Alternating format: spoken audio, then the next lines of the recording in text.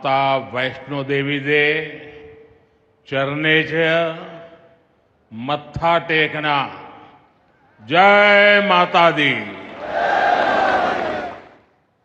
जम्मू कश्मीर के lieutenant governor Manoj Sinha ji, मुख्यमंत्री उमर अब्दुल्ला जी,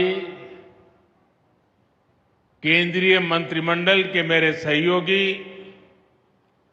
Ashwini Vaishnaw ji, Jitendra Singh, V Somanna ji, deputy CM Surendra Kumar ji, Jammu Kashmir विधानसभा में नेता विपक्ष सुनील जी, संसद में मेरे साथी जुगल किशोर जी, अन्य जनप्रतिनिधिगण और मेरे प्यारे भाई और बहनों,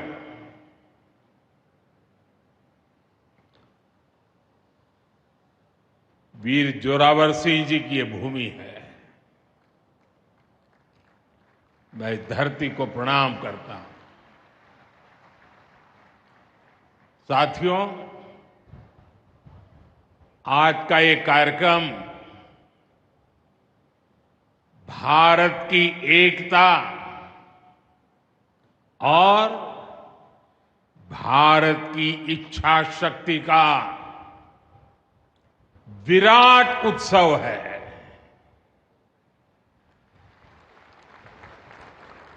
माता वैष्णो देवी के आशीर्वाद से आज वादी कश्मीर भारत के रेल नेटवर्क से जुड़ गई है।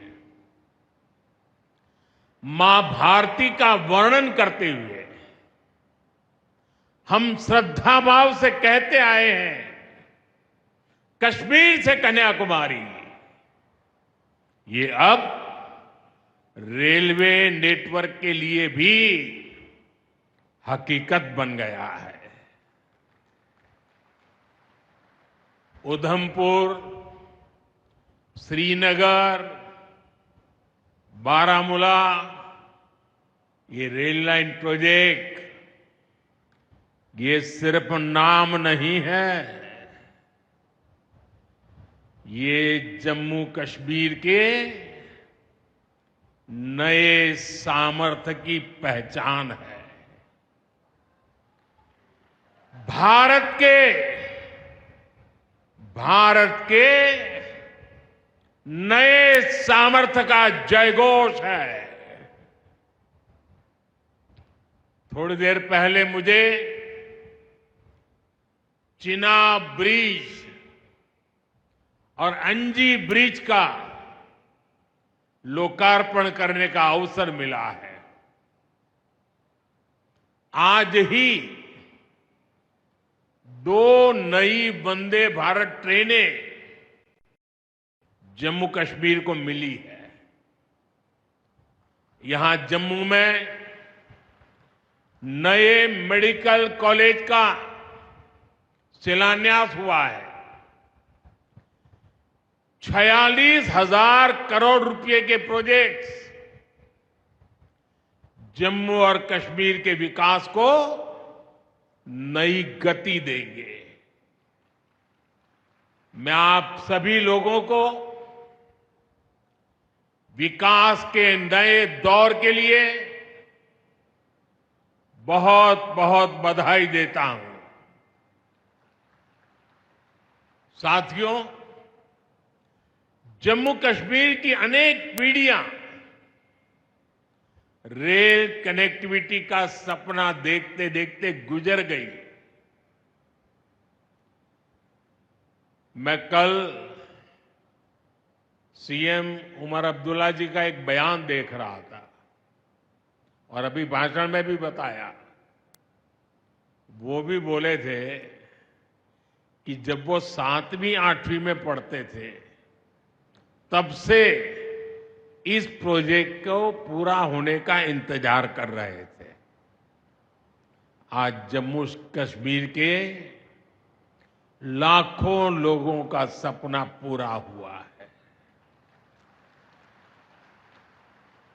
और ये भी हकीकत है, जितने अच्छे काम है ना, वो मेरे लिए ही बाकी रहे हैं। साथियों, ये हमारी सरकार का सौभाग्य है कि इस प्रोजेक्ट ने हमारे कार्यकाल में गति पकड़ी और हमने इसे पूरा करके दिखाया। बीच में कोविड के कालखंड के कारण भी अनेक मुसीबतें आई, लेकिन हम डटे रहे। साथियों, रास्ते में आने जाने की मुश्किलें, मौसम की परेशानी, लगातार पहाड़ों से गिरते पत्थर, ये प्रोजेक्ट पूरा करना मुश्किल था, चुनौतीपूर्ण था। लेकिन हमारी सरकार ने चुनौती को ही चुनौती देने का रास्ता चुना है।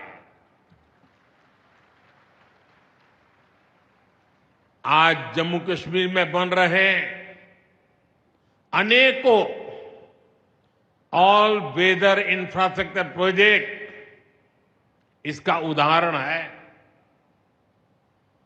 कुछ महीने पहले ही सोनमर्ग टनल शुरू हुई है। अभी कुछ देर पहले ही मैं चिनाब और अंजी ब्रिज से होकर आपके बीच आया हूं। इन पुलों पर चलते हुए मैंने भारत के बुलंद इरादों को, हमारे इंजीनियर्स, हमारे श्रमिकों के हुनर और हौसले को जिया है। चिनाब ब्रिज दुनिया का सबसे ऊंचा रेलवे आर्च ब्रिज है। लोग फ्रांस में, पेरिस में एफिल टावर देखने के लिए जाते हैं, और ये ब्रिज एफिल टावर से भी बहुत ऊंचा है। अब लोग चिनाब ब्रिज के जरिए कश्मीर देखने तो जाएंगे ही, ये ब्रिज भी अपने आप में एक आकर्षक टूरिस्ट डेस्टिनेशन बनेगा। सब लोग सेल्फी पॉइंट पर जाकर के सेल्फी निकालेंगे। हमारा अंजी ब्रिज भी इंजीनियरिंग का बेहतरीन नमूना है। ये भारत का पहला केबल सपोर्टेड रेलवे ब्रिज है। ये दोनों ब्रिज सिर्फ ईंट, सीमेंट, स्टील और लोहे के ढांचे नहीं है। ये पीर पंजाल की दुर्गम पहाड़ियों पर खड़ी भारत की शक्ति का जीवंत प्रतीक है। ये भारत के उज्जवल भविष्य की सिंह गर्जना है। ये दिखाता है विकसित भारत का सपना जितना बड़ा है, उतना ही बुलंद हमारा हौसला है, हमारा सामर्थ्य है। और सबसे बड़ी बात, नेक इरादा है, अपार पुरुषार्थ है। साथियों, चिनाब ब्रिज हो या फिर अंजी ब्रिज, ये जम्मू की और कश्मीर की दोनों क्षेत्रों की समृद्धि का जरिया बनेंगे। इससे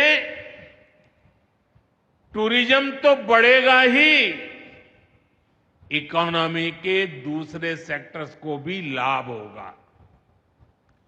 जम्मू और कश्मीर की रेल कनेक्टिविटी दोनों क्षेत्रों के कारोबारियों के लिए नए अवसर बनाएगी। इससे यहां की इंडस्ट्री को गति मिलेगी। अब कश्मीर के सेब कम लागत में देश के बड़े बाजारों तक पहुंच पाएंगे और समय पर पहुंच पाएंगे। सूखे मेवे हो या पश्मीना शॉल, यहां का हस्तशिल्प अब आसानी से देश के किसी भी हिस्से तक पहुंच पाएगा। इससे जम्मू कश्मीर के लोगों को देश के दूसरे हिस्सों में आना जाना भी बहुत आसान होगा। साथियों, मैं यहां संगलदान के एक स्टूडेंट का अखबार में कमेंट पढ़ रहा था। उस स्टूडेंट ने कहा कि उसके गांव के उन्हीं लोगों ने अब तक ट्रेन नहीं देखी थी जो गांव से बाहर गए। गांव के ज्यादातर लोगों ने ट्रेन का सिर्फ वीडियो ही देखा था।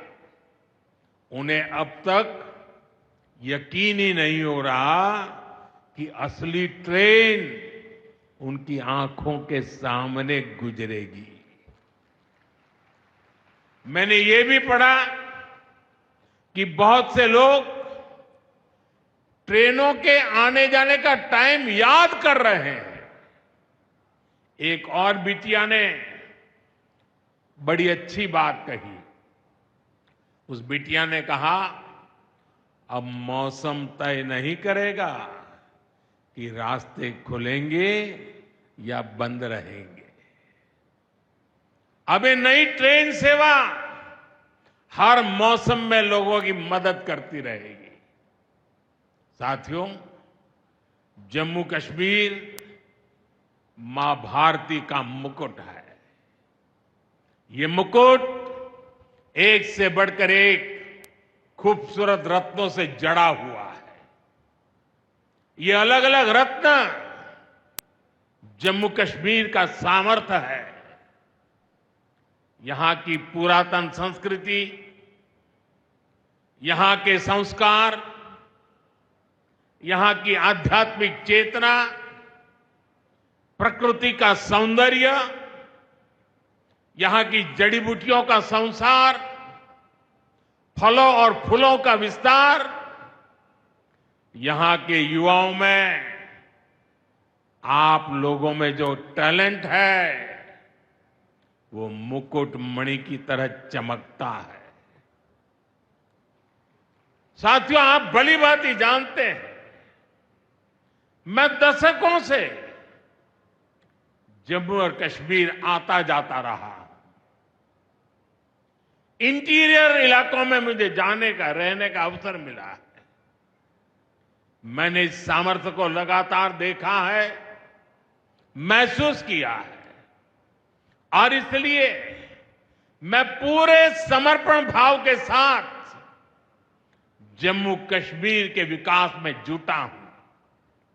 साथियों, जम्मू कश्मीर भारत की शिक्षा और संस्कृति का गौरव रहा है।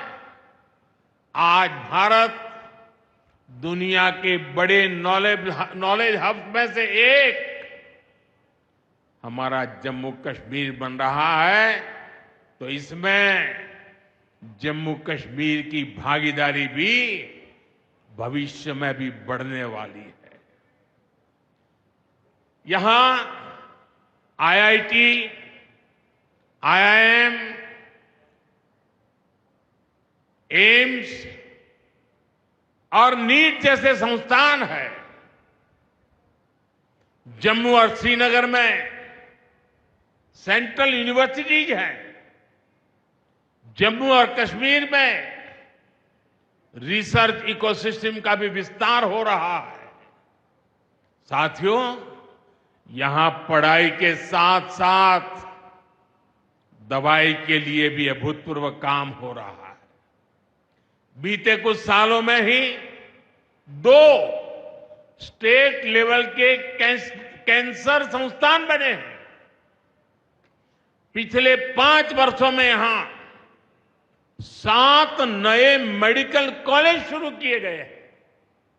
आप भी जानते हैं, जब मेडिकल कॉलेज खुलता है तो उससे मरीजों के साथ ही उस क्षेत्र के युवाओं को भी सबसे ज्यादा फायदा मिलता है।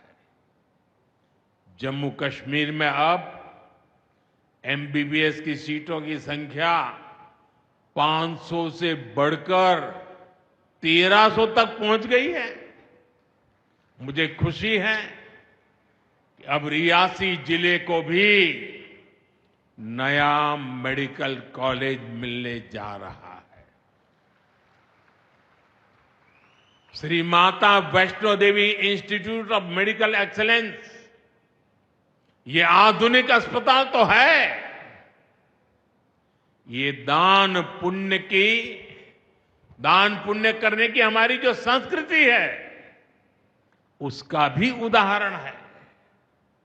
इस मेडिकल कॉलेज को बनाने में जो राशि लगी है उसके लिए भारत के कोने कोने से माता वैष्णो देवी के चरणों में आने वाले लोगों ने दान दिया हुआ है। मैं श्री माता वैष्णो देवी श्राइन बोर्ड को, उनके अध्यक्ष मनोज जी को इस पवित्र कार्य के लिए बहुत बहुत शुभकामनाएं देता हूं। इस अस्पताल की क्षमता भी 300 बेड से बढ़कर 500 बेड की जा रही है। कटरा में माता वैष्णो देवी के दर्शन करने आने वाले लोगों को भी इससे बहुत सहूलियत रहने वाली है। साथियों, केंद्र में भाजपा एनडीए की सरकार को अब 11 साल हो रहे हैं। ये 11 साल गरीब कल्याण के नाम समर्पित रहे हैं। प्रधानमंत्री आवास योजना से 4 करोड़ गरीबों का पक्के घर का सपना पूरा हुआ है। उज्ज्वला योजना से 10 करोड़ रसोइयों, उसमें धुएं का अंत हुआ है। हमारी बहनों को, बेटियों को उनकी सेहत की रक्षा हुई है। आयुष्मान भारत योजना से 50 करोड़ गरीबों को 5 लाख रुपए तक का मुफ्त इलाज मिला है। प्रधानमंत्री गरीब कल्याण अन्न योजना से हर थाली में भरपेट अनाज सुनिश्चित हुआ है। जनधन योजना से पहली बार 50 करोड़ से ज्यादा गरीबों के लिए बैंक का दरवाजा खुला है। सौभाग्य योजना से अंधेरे में जी रहे 2.5 करोड़ परिवारों में बिजली की रोशनी पहुंची है। स्वच्छ भारत मिशन के तहत बने 12 करोड़ शौचालयों ने खुले में शौच की मजबूरी से मुक्ति दिलाई है। जल जीवन मिशन से 12 करोड़ नए घरों में नल से जल पहुंचने लगा है। महिलाओं का जीवन आसान हुआ है। पीएम किसान सम्मान निधि से 10 करोड़ छोटे किसानों को सीधी आर्थिक सहायता मिली है। साथियों, सरकार के ऐसे अनेक प्रयासों से पिछले 11 साल में 25 करोड़ से ज्यादा गरीबों ने गरीबी को, हमारे ही गरीब भाई बहनों ने गरीबी के खिलाफ जंग लड़ा और 25 करोड़ गरीब गरीबी को परास्त कर करके, विजयी होकर के गरीबी से बाहर निकले हैं। अब वो नए मध्यम वर्ग का हिस्सा बने हैं। जो लोग अपने आप को समाज व्यवस्था के एक्सपर्ट मानते हैं, बड़े खेरखा मानते हैं, जो लोग अगड़े पिछड़े की राजनीति में डूबे रहते हैं, जो लोग दलितों के नाम पर राजनीतिक रोटियां सेकते रहे हैं, जरा जिन योजनाओं का मैंने सिर्फ उल्लेख किया है उसकी तरफ नजर कर लीजिए। कौन लोग हैं जिनको ये सुविधाएं मिली हैं? वो कौन लोग हैं जो आजादी के 7 दशक तक इन प्राथमिक सुविधाओं से वंचित रहे थे? ये मेरे दलित भाई बहन है, ये मेरे आदिवासी भाई बहन है, ये मेरे पिछड़े भाई बहन है, ये पहाड़ों पर गुजारा करने वाले, ये जंगलों में बसने वाले, झुग्गी झोपड़ी में जिंदगी पूरी करने वाले, ये वो परिवार है जिनके लिए मोदी ने अपने 11 साल खपा दिए हैं।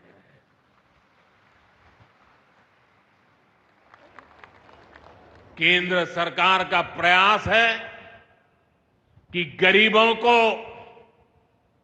नए मध्यम वर्ग को ज्यादा से ज्यादा ताकत दे।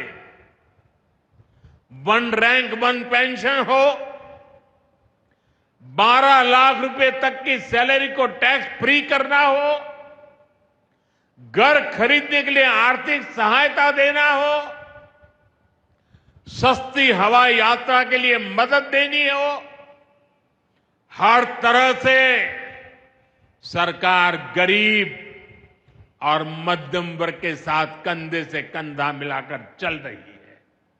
साथियों, गरीबों को गरीबी से मुक्ति पाने के लिए उनका मदद करना, लेकिन ईमानदारी से जीने वाले, देश के लिए समय समय पर टैक्स देने वाले मध्यम वर्ग की ताकत बढ़ाना, इसके लिए भी आजादी में पहली बार इतना काम हुआ है जो हमने करके दिखाया है।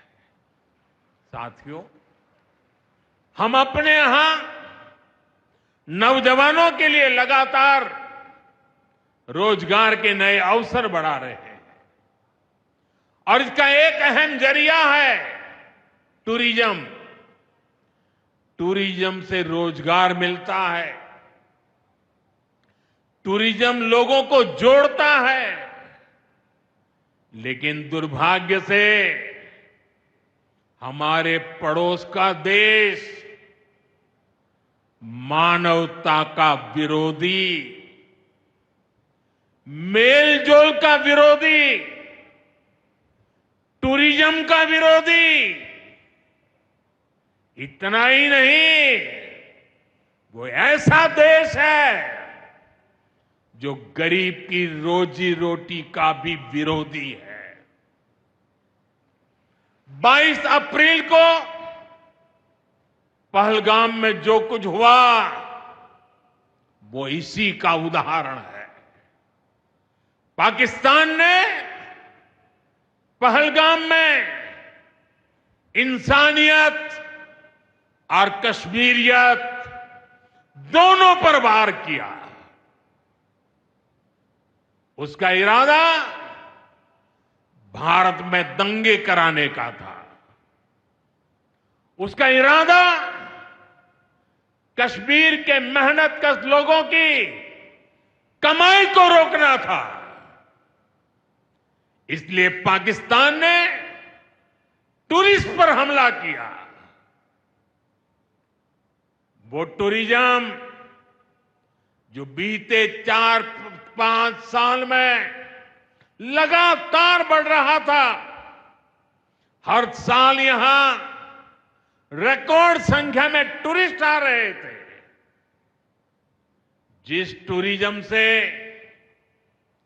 जम्मू कश्मीर के गरीबों के घर चलते हैं, उसको पाकिस्तान ने निशाना बनाया। कोई घोड़े चलाने वाला, कोई पोर्टर, कोई गाइड, कोई गेस्ट हाउस वाला, कोई दुकान ढाबा चलाने वाला, पाकिस्तान की साजिश इन सबको तबाह करने की थी। आतंकियों को चुनौती देने वाला नौजवान आदिल, वो भी तो वहां मेहनत मजदूरी करने गया था, लेकिन अपने परिवार की देखरेख कर सके इसलिए मेहनत कर रहा था। आतंकियों ने उस आदिल को भी मार दिया। साथियों, पाकिस्तान की साजिश के खिलाफ जिस प्रकार जम्मू कश्मीर के लोग उठ खड़े हुए हैं, जम्मू कश्मीर के अवाम ने इस बार जो ताकत दिखाई है, ये सिर्फ पाकिस्तान नहीं, दुनिया भर की आतंकवादी मानसिकता को जम्मू कश्मीर के लोगों ने कड़ा संदेश दिया है। जम्मू कश्मीर का नौजवान अब आतंकवाद को मुंह तोड़ जवाब देने का मन बना चुका है। ये वो आतंकवाद है जिसने घाटी में स्कूल जलाए, और सिर्फ स्कूल यानी इमारत नहीं जलाई थी, 2-2 पीढ़ी का भविष्य जला दिया था, अस्पताल तबाह किए, जिसने कई पीढ़ियों को बर्बाद किया। यहां जनता अपनी पसंद के नुमाइंदे चुन सके, यहां चुनाव हो सके, ये भी आतंकवाद के चलते बड़ी चुनौती बन गया था। साथियों, बरसों तक आतंक सहने के बाद जैसे जम्मू कश्मीर ने इतनी बर्बादी देखी थी कि जम्मू कश्मीर के लोगों ने सपने देखना ही छोड़ दिया था। आतंकवाद को ही अपना भाग्य मान लिया था। जम्मू कश्मीर को इस स्थिति से निकालना जरूरी था, और हमने ये करके दिखाया है। आज जम्मू कश्मीर का नौजवान नए सपने भी देख रहा है और उन्हें पूरे भी कर रहा है। अब कश्मीर का नौजवान बाजारों को, शॉपिंग मॉल्स को, सिनेमा हॉल को गुलजार देख करके खुश है। यहां के लोग जम्मू कश्मीर को फिर से फिल्मों की शूटिंग का प्रमुख केंद्र बनते देखना चाहते हैं। इस क्षेत्र को स्पोर्ट्स का हब बनते देखना चाहते हैं।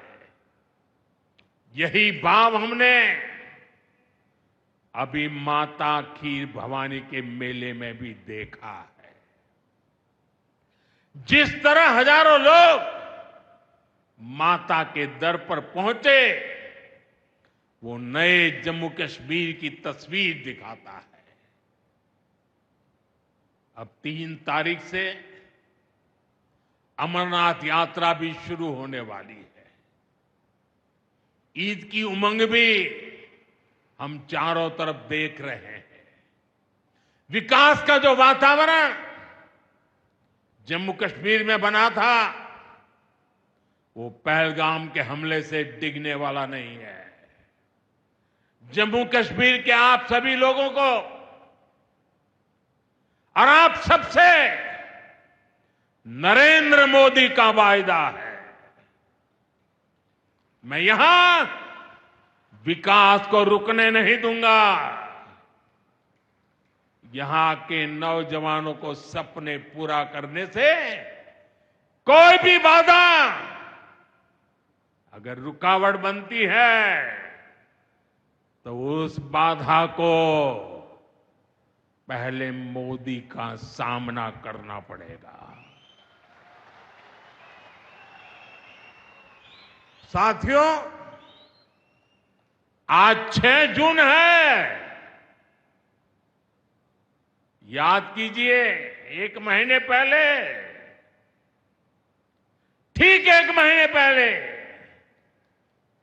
6 मई की वो रात पाकिस्तान के आतंकियों पर कयामत बरसी थी।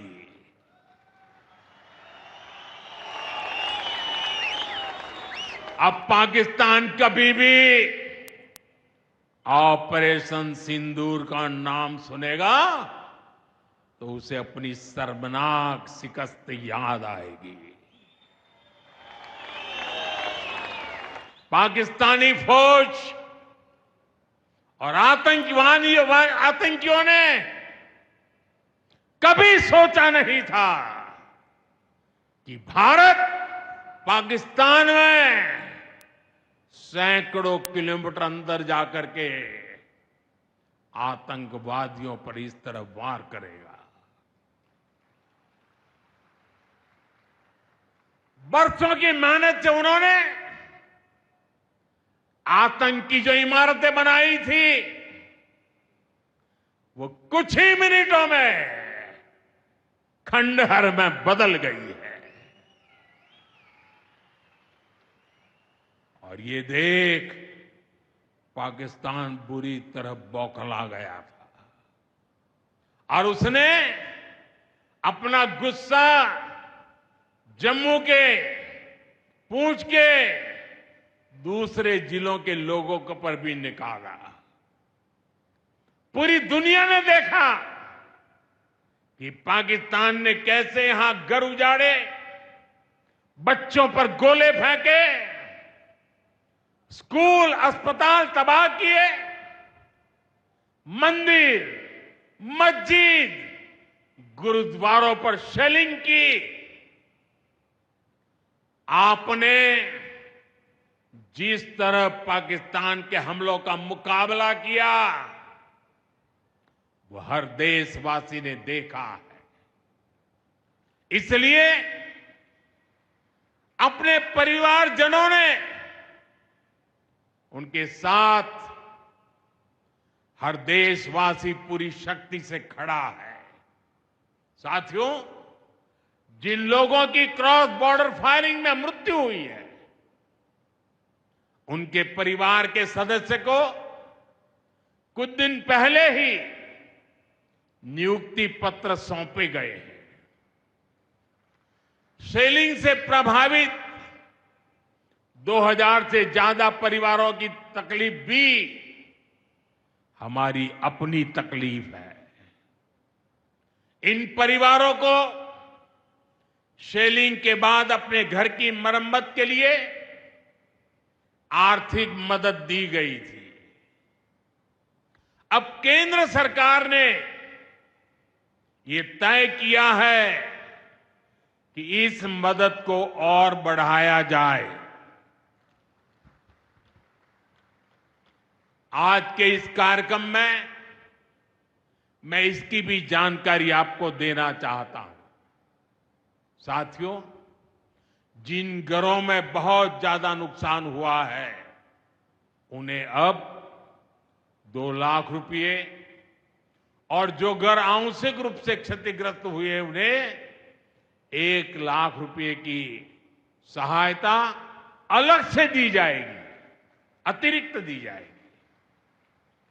यानी अब उन्हें पहली बार की मदद के बाद ये एक्स्ट्रा धनराशि मिलेगी। साथियों, हमारी सरकार बॉर्डर किनारे बसे लोगों को देश का प्रथम प्रहरी मानती है। बीते दशक में सरकार ने बॉर्डर के जिलों में विकास और सुरक्षा के लिए अभूतपूर्व काम किया है। इस दौरान करीब 10,000 नए बंकर्स बनाए गए हैं। इन बंकरों ने ऑपरेशन सिंदूर के बाद बने हालात में लोगों का जीवन बचाने में बड़ी मदद की है।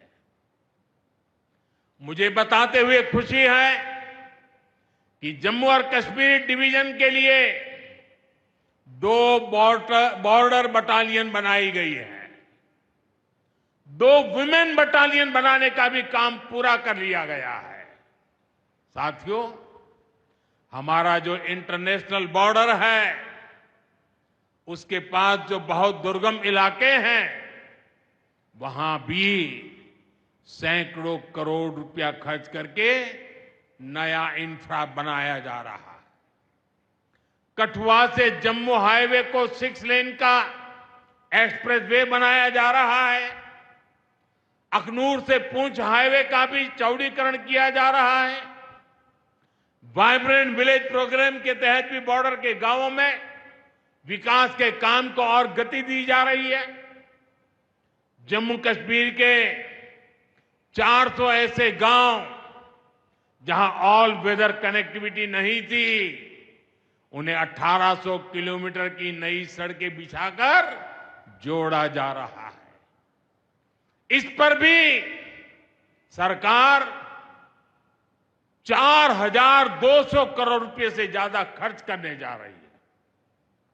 साथियों, आज मैं जम्मू कश्मीर के आप लोगों से, खासकर यहां के नौजवानों से एक विशेष आग्रह भी करने आया हूं।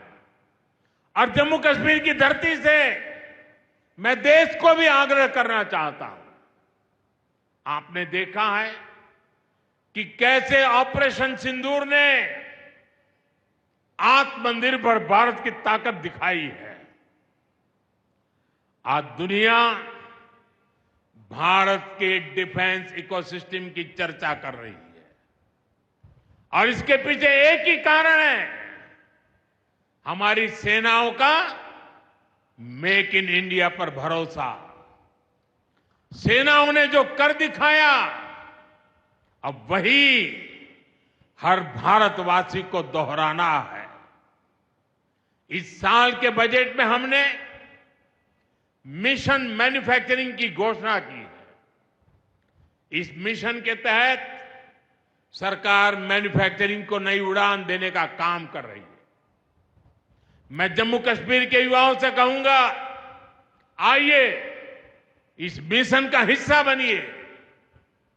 देश को आपकी आधुनिक सोच चाहिए, देश को आपके इनोवेशन की जरूरत है। आपके आइडिया, आपकी स्किल भारत की सुरक्षा को, भारत की अर्थव्यवस्था को नई ऊंचाई देंगे। पिछले 10 वर्षों में भारत एक बड़ा डिफेंस एक्सपोर्टर बना है। अब हमारा लक्ष्य है दुनिया के टॉप डिफेंस एक्सपोर्टर्स में भारत का नाम भी शामिल हो।